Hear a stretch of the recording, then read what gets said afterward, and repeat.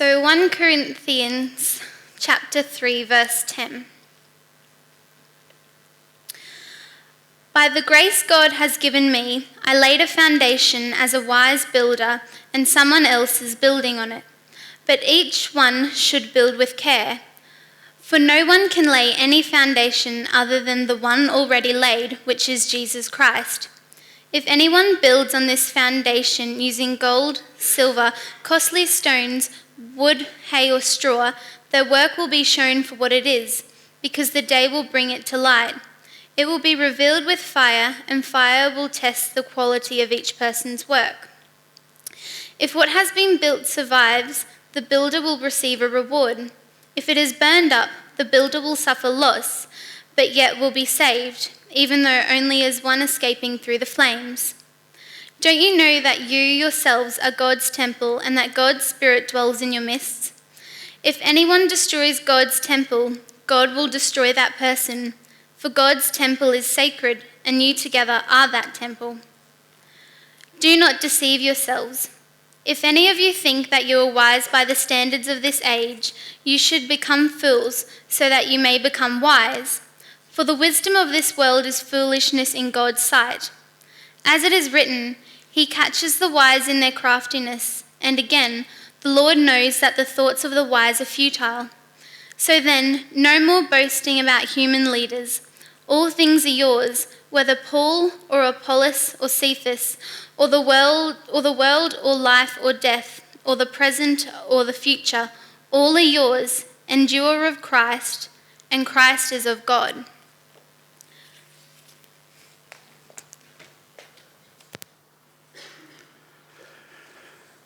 Well, good evening. It's great to see you here in church tonight.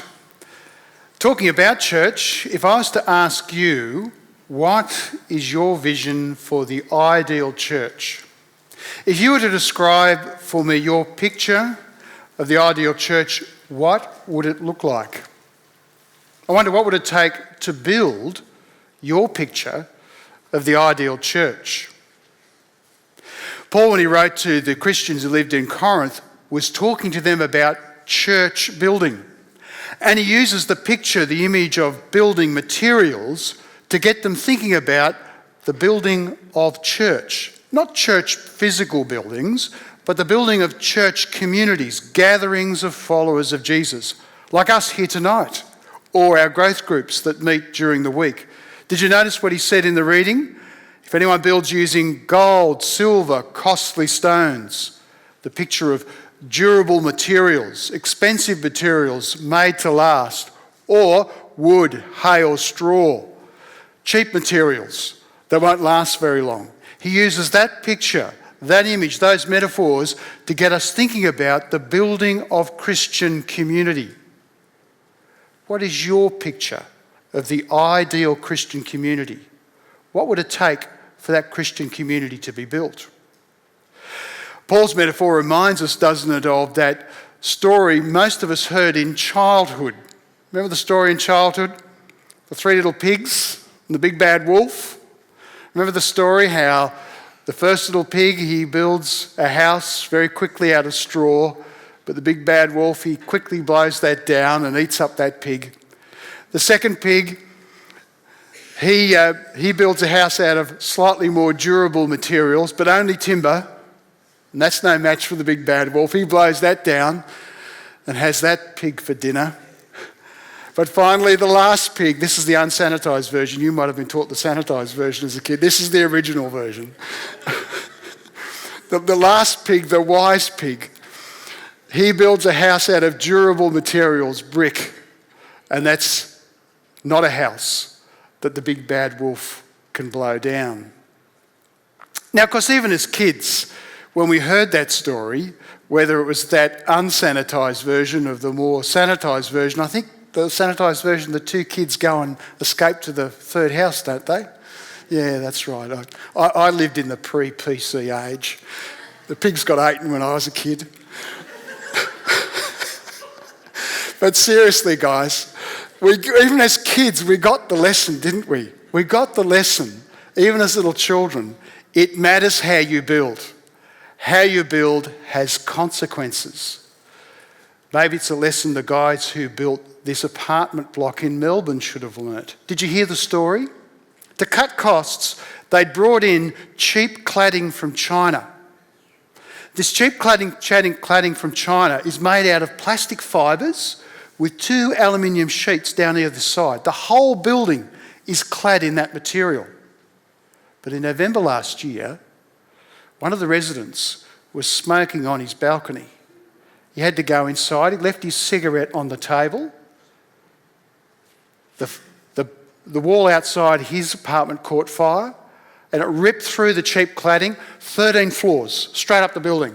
They had to evacuate 300 people to the nearby Etihad Stadium.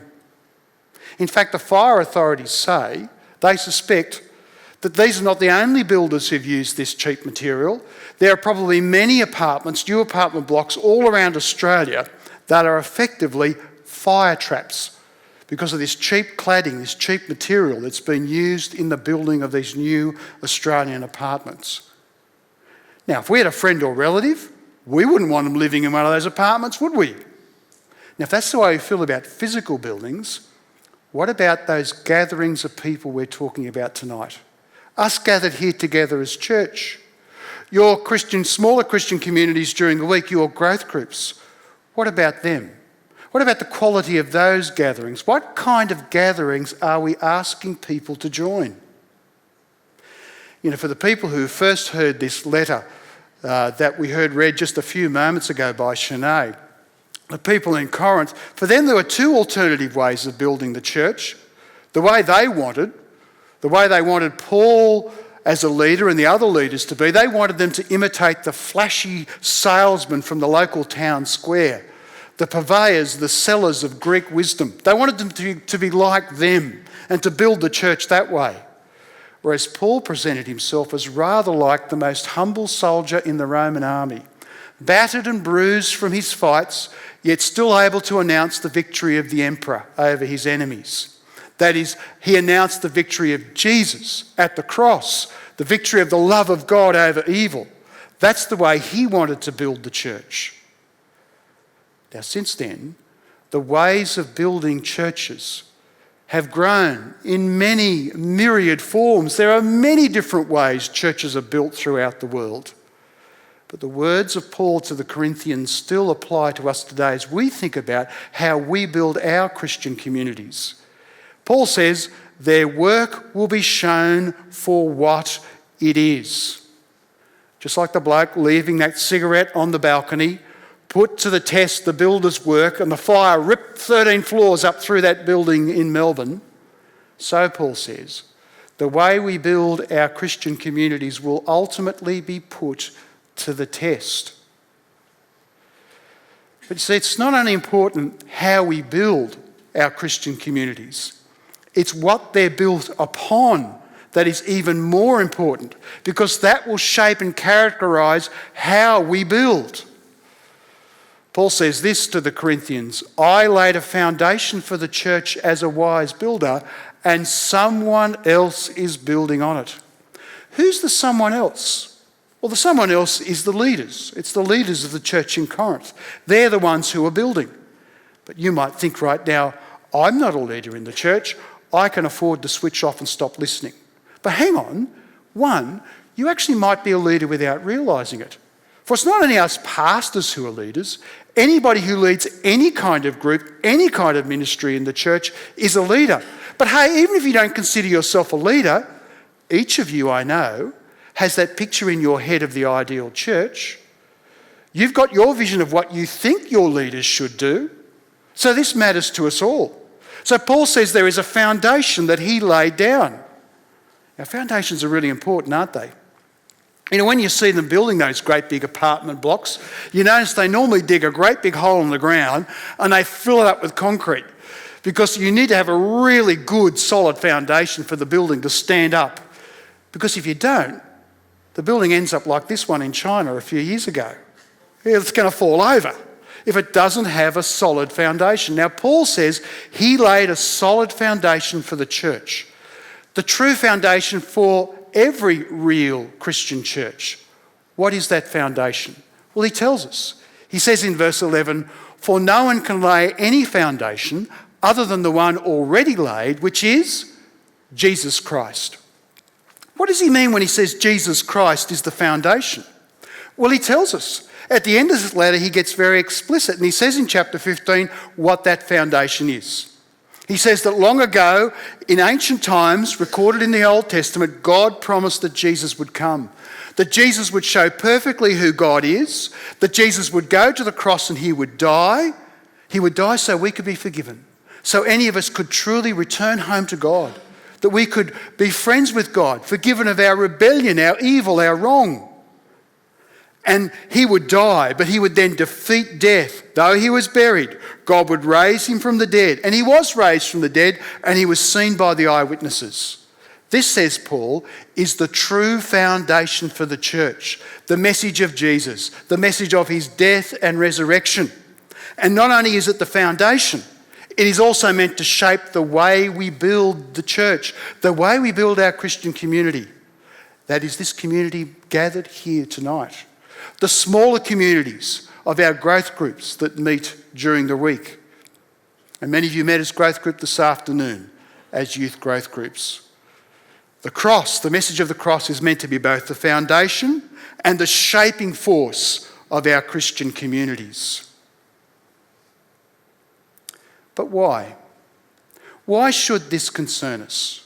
Why should we be bothered how we build, on what foundation we build?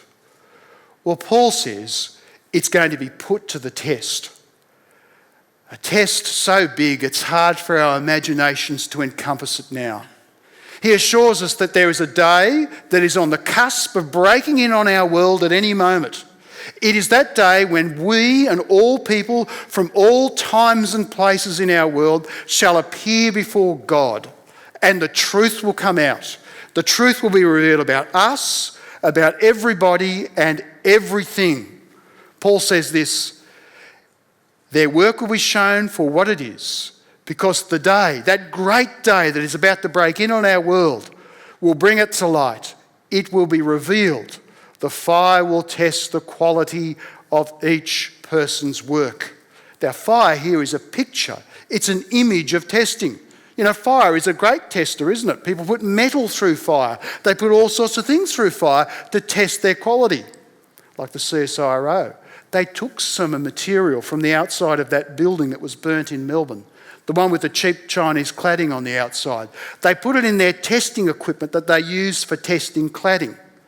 But they had to stop the test. They had to cut it short after 93 seconds. They had to turn it off and shut it down because it was so hot in there that they was in danger of damaging their equipment. It was so combustible. So they put it to the test, and the truth about the cladding the builders had put on that building had come to light. It was tested. And Paul says, the way we build Christian community in our churches, in our growth groups, it will be put to the test on that great day when we shall stand before God. And he says, on that day, if what has been built survives, the builder will receive a reward. Those of us who build Christian community in our churches and in our growth groups, he says, if it survives, if it passes through that day, the builder will receive a reward. Now, I wonder what the reward will be. Will the reward be a mansion in the best suburb in heaven? Is that what the reward's going to be? Well, no, of course not. That's not what the reward's going to be. The reward will be the very same thing that Paul looks forward to, that he tells the Philippians and the Thessalonians about.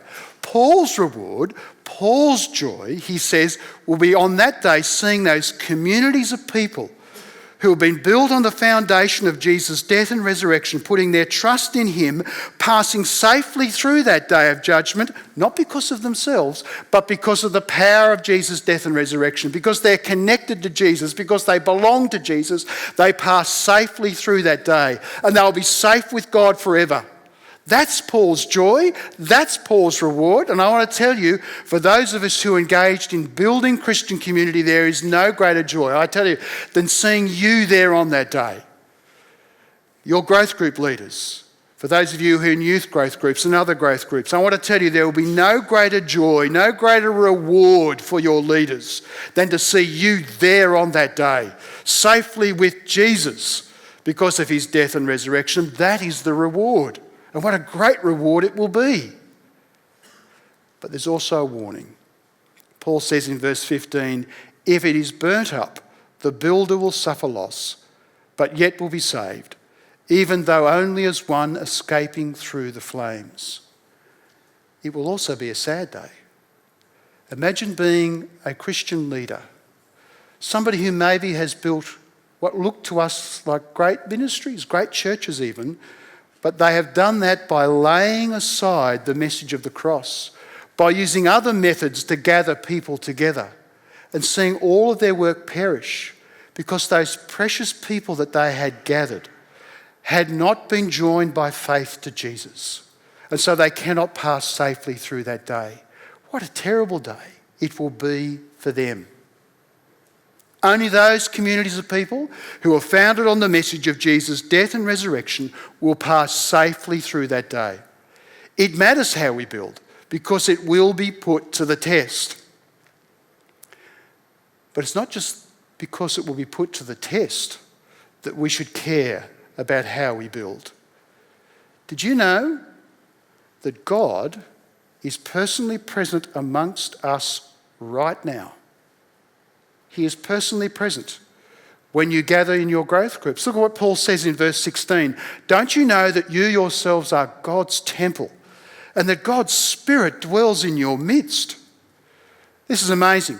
Because of the message of the cross, something happens when people who believe in Jesus gather together. God is personally present by his Spirit. When he says you, he doesn't mean individual you, he means together you, all of you. He says when you gather together like we are tonight, when you gather together in your growth groups in Jesus' name, God is present by his Spirit. God is in the midst of this gathering, this building of people. Isn't that a great reason for us to care how we build? Because God himself is present. If you're on our Creek Road website called The City, you might have noticed a little while ago this post from our partner church pastor in Adelaide, Damien Carson. And he was saying thank you. He was saying thank you to all of you, to all the people in our campuses, our churches here in Brisbane for the support that we've given him. He said, on behalf of us all at Para Hills, thanks for your love for Jesus. Thanks for your love for people. Thanks for your generosity of spirit. See, Damien's passion is our passion, to see more and more gatherings of people built solidly on the foundation of the message of Jesus' death and resurrection, and being shaped and characterised, being changed by that message in all that they do. So what's the bottom line?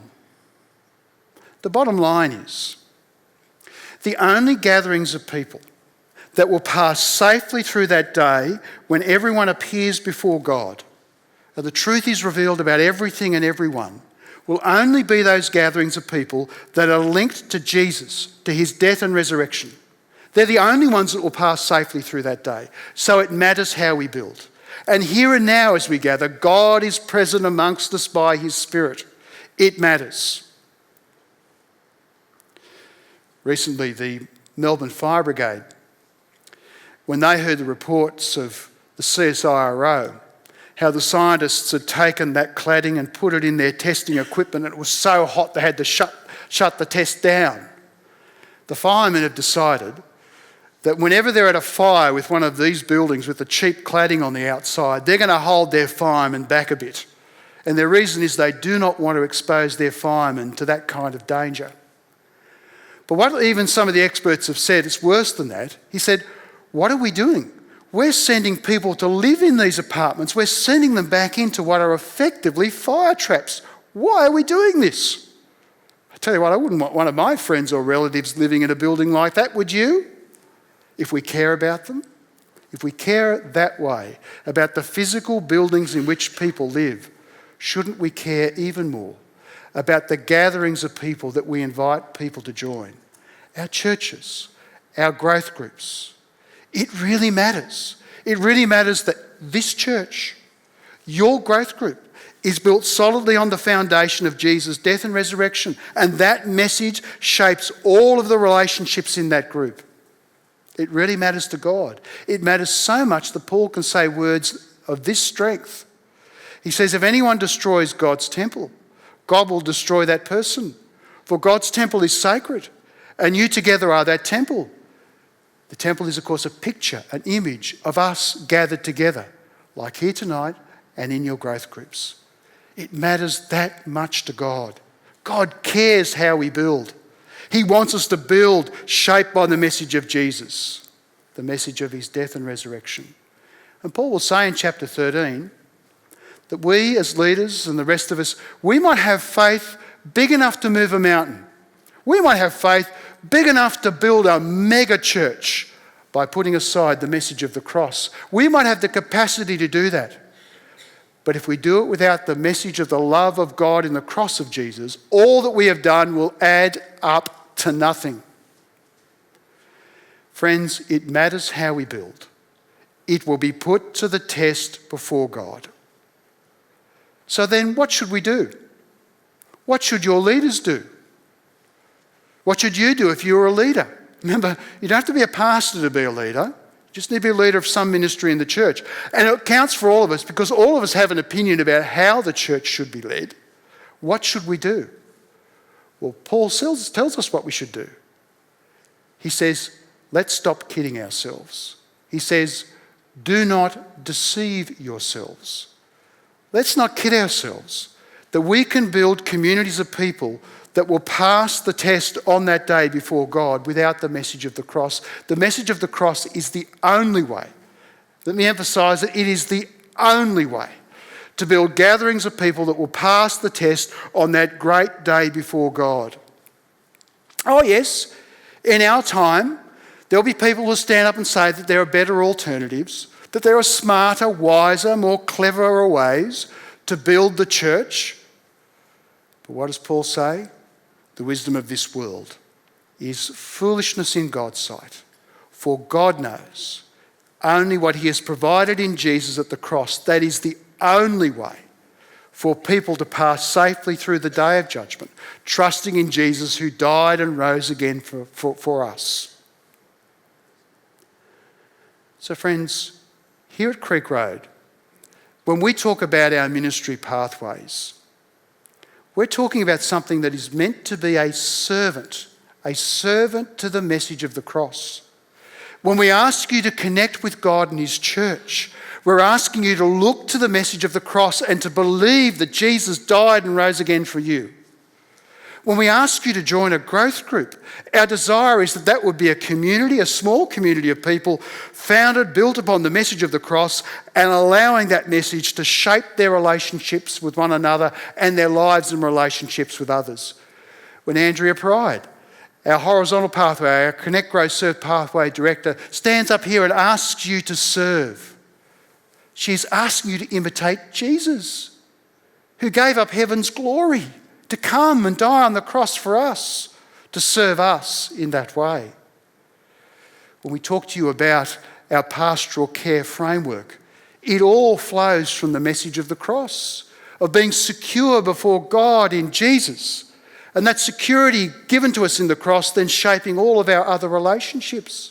When we talk to you about being a multi-site church, and if God allows it, starting even more churches in time, we're not talking about building a human empire.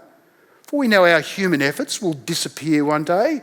We're talking about gathering more and more groups of people who truly believe the message of Jesus' death and resurrection. So there'll be more and more people who will safely pass through that great day when we all appear before God.